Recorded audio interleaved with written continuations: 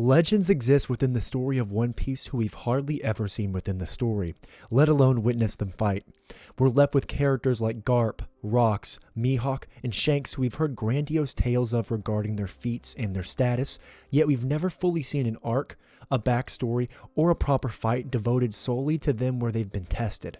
Ichiro Oda uses the mystery surrounding characters to build up the reputation, the status, the legend of these monsters within One Piece. This Mount Olympus of mysterious One Piece figures we find our community debating the power rankings of, the specificity of their deeds, and the feverish anticipation of their proper focus within the story truly creates a godlike view of these characters.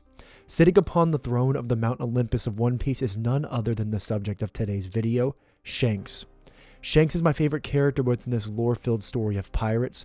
I know he's been in the story only a handful of chapters and episodes, but every moment within the story he's been in has added to his lore, his significance, his legend. Shanks upon his introduction plays the central driving force in our protagonist's dream to set out to become a pirate, and he serves as a catalyst for the subsequent events of One Piece. He is the demonstration to Luffy of what a pirate is, what a pirate should be. Jolly and carefree, yet simultaneously fierce and unwavering. Laughing in the face of disrespect towards himself, but defiant when those he loves are threatened. Throughout Luffy's travels, we'd occasionally hear about Shanks or see glimpses of him upon receiving news of Luffy's new accomplishments, but Shanks received lack of time within the story. However, he never left our minds as an audience, and as a result, upon hearing that he was an Emperor of the Sea, we relished in this news as his mysterious god-tier status rose once more. In one of my favorite moments of the series, right before Marineford, Shanks met with Whitebeard, and we see that our favorite red-haired pirate came to warn Whitebeard and clash with the strongest man in the world. Shanks split the sky and seemed on equal footing with the King of the Sea. Not only do we finally witness the clash of two gods, we also see the mysterious power that Shanks wields in which others can't stand in his presence and retain consciousness due to his sheer force of will alone. He serves as the baseline for Conqueror's Haki of an Emperor of the Sea, further establishing that he is a character on par with the strongest of characters. If you don't remember, in the very first episode of One Piece, we see Conqueror's Haki in full action, although at the time it did not have an accurate name. Following the events of his encounter with Whitebeard, he personally goes to stop the strongest creature within Kaido from going to Marineford. This encounter with Kaido isn't detailed, but we know Shanks came back unharmed. And I find it difficult to imagine Kaido of the 100 Beasts, would voluntarily listen to reasoning when he sets his mind to do something, and in this case, sets his mind to die. I'm not suggesting they had an intensive fight. Rather, it's possible they had a clash and eventually drank together after coming to a standstill.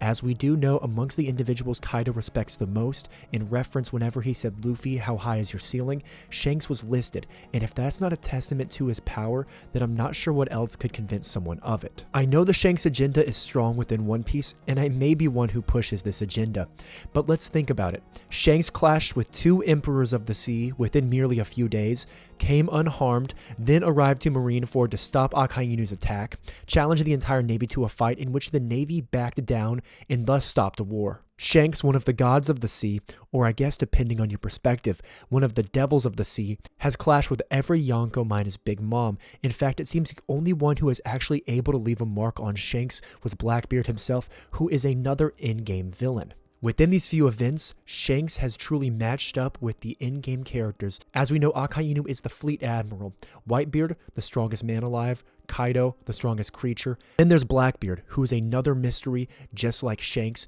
but we know that it's likely he will be one of the final, if not the final villain. Shanks, a god within the story, makes every moment he enters the story a significant one. He serves as the balance of power in this world. Although he is a pirate, he fully toes the line and ensures the world doesn't fall into chaos. Although we don't know his personal agenda and what he's aiming for, he seems to be a neutral party who doesn't want to see the world descend into madness. He doesn't hate the Navy, as we can see within Marineford, where he compliments Kobe, and what Kobe did right there will change the course of history as we know it. After Marineford, we really don't see Shanks that much in the story, except for his reaction to Luffy, a reference from Captain Kidd in which Shanks took his arm, and then a notable instance of his meeting with the Gorosei to warn them of a certain pirate, which is quite reminiscent of Shanks' warning to Whitebeard.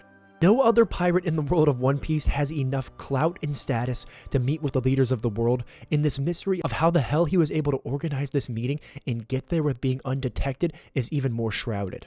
Dozens of theories stem from these few panels, and I don't really buy into any of them particularly, especially those that suggest that Shanks is a traitor. That would be an interesting twist, but Shanks as we know it sets the pace for a character who exemplifies endgame and personifies the type of pirate that Luffy wants to be like. However, despite his grandiose influence on the story, we hardly see him throughout it. Hell, we see more of Shanks within Oden's flashback than we do of him within the regular story, and we just see Shanks here as a kid. What's pretty notable is that we don't exactly know how he came on board Roger's ship as an apprentice. He was just there as long as the crew could remember.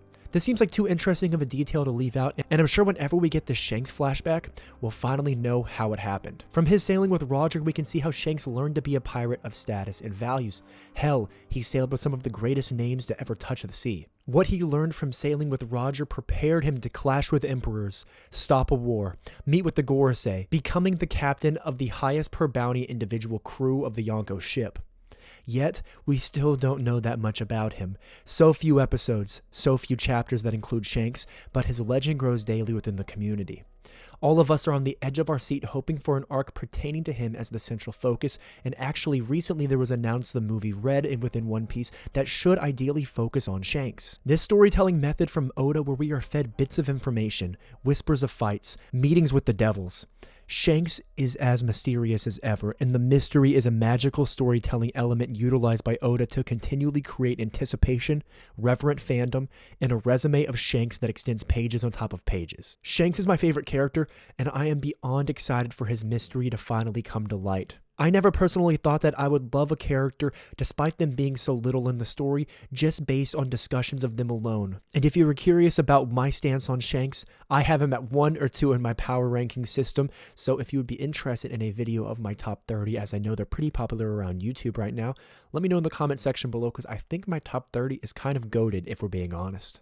Now that we're finally caught up to Wano, I had a ton of fun discussing some interesting topics from the story. Now that I feel like I can accurately discuss things without venturing into spoiling myself from watching the series. So guys, if you enjoy my One Piece content and want to see more videos like this, please don't forget to drop a like if you haven't already, subscribe as that means the world to me, and comment and let me know what you thought about everything. I hope you're all having a beautiful day, and as always, be greedier, and I will catch you all next time.